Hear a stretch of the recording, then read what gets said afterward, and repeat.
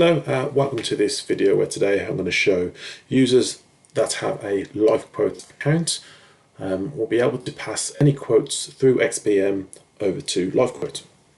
So once you have selected the product you want to proceed with, and then select the illustrations as normal.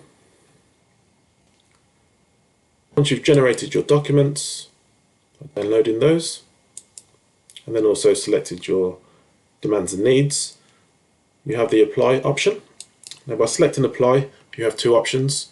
You can go straight through to the provider and complete the journey yourself. It will take through the product that you've selected and all the details around the individual that you're working on.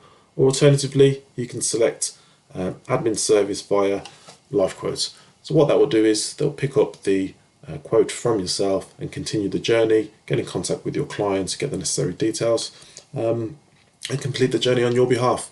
So that's an option that you have along with going directly through to the provider using XPM for your protection quotes.